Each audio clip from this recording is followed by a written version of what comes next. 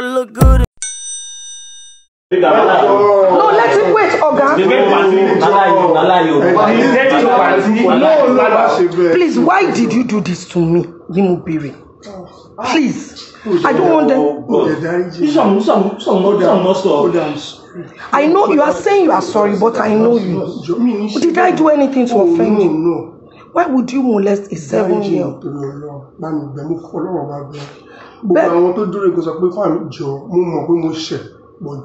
I'm saying almost 7+. If you are telling me pay is the devil, fine.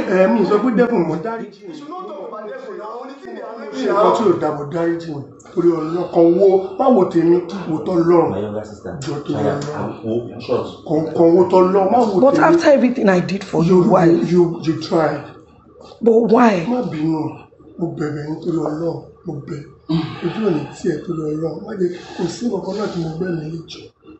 But I want to understand. I took out my time, registered you in the school. The only thing I didn't even do was allow you to stay in my house.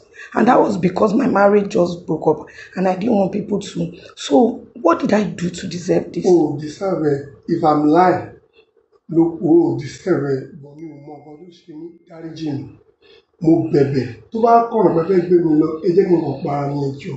No, you have not even answered my question. Why molest a 7-year-old?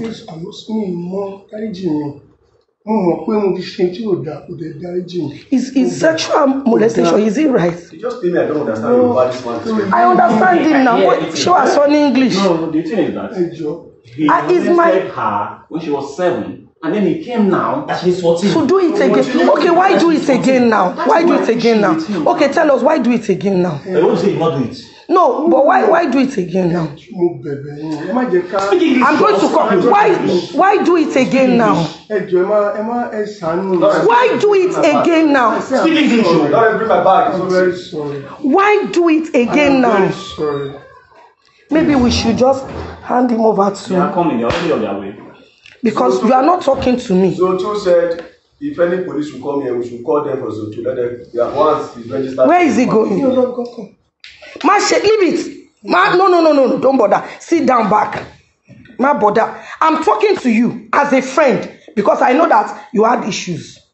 And that issue, I went all out. I'm asking you, why harass a child at 7 years old and come back and harass her at 14? You are not giving me any cogent reason. You are saying it's them. But Muti, you didn't drink.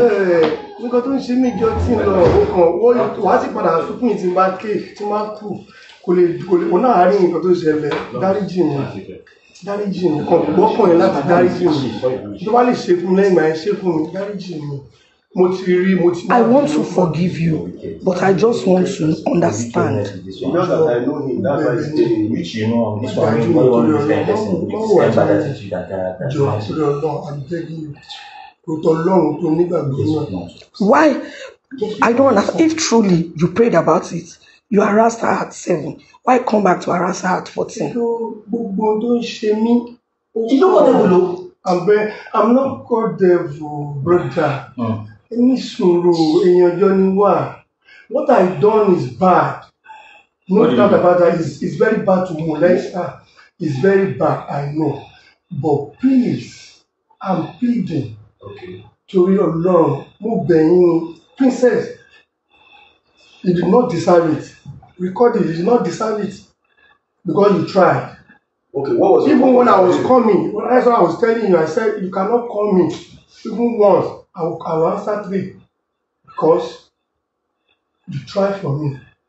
Hey, Joe, just help me. Okay, what was your aim now? What was your aim? To just destroy her life? Or what? There is no aim. When there is problem, this spiritual problem, you have spiritual problem. You can't even know, she knows. That you have, know what she has. know you have spiritual problem. She even gave me a number. Someone to go, I 1 or 2 people.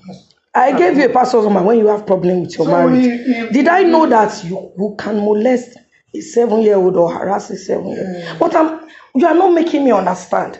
If you are saying the devil, that was some years ago. You repeated it again.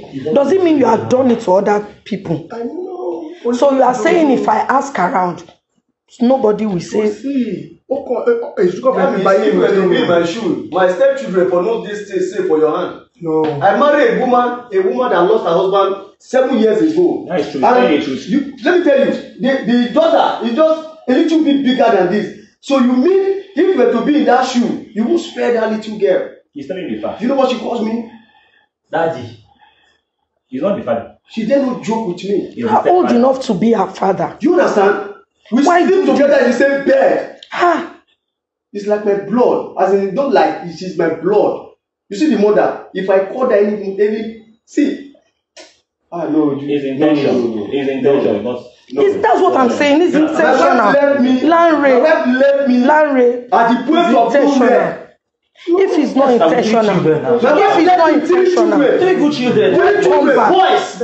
if it's not intentional, why harass a child at 7, then come back years later? Do you No, know why what you do did? that? Do you know what you did? It's intentional. Once you enter, you attacked her. Yes, That's what immediately. You didn't waste time. Yes, you You waste went time. to search the room if there's anybody. Yes. No, I did not. What did you And do? you search the whole Say room. no. You have to reveal for you. Make sure you. No, I'm No, no, no. Princess, please. Wait. Leave her. Let her express herself. Leave her. It's painful. If she don't express herself, you can eat her like that. Leave her, leave her. Leave her. Let her express herself. No. Leave her alone. Let her do what Let her express herself. This can injure her. I know the pain of it. See, you know what I'm going through? My wife left me with 3 boys. After much beg, she called to my family to tell them that was a ritualist. That's why she left me. Now she's coming back to beg after I married another person. I've been working with you for how long? Don't play, no. Do you understand? This is what I do. You search the whole house. Immediately I step out. We were watching you. If You lie again. Why are you lying? If I come to my door, this guy don't go. What did you now do? Leave him. I said, no, I'm not. What did you Because do? what I did is bad. As I just said, I said, this place is smaller than the That place place. you go there. So Mwanya, how many rooms? And I now open this place. I said, 3 rooms. I said, this place is small. Where did you And he said, open? Wait, where did you open? We're here. That's all. Open That's all. No. Where I again? open here. That's all. I enter here. Is it your house? Bushman, when you are Okay, on somebody's first now. But I was not around. Is it your house? No. Was the owner around?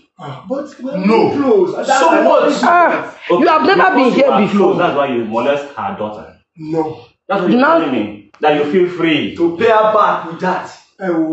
I did bad. Anywhere I did bad. I don't need to hide my feelings or anything. I'm not lying, please. But I'm saying why harass her again? That's why I say In the space of twice. years, not That's why we are asking. that's the thing. Ayele.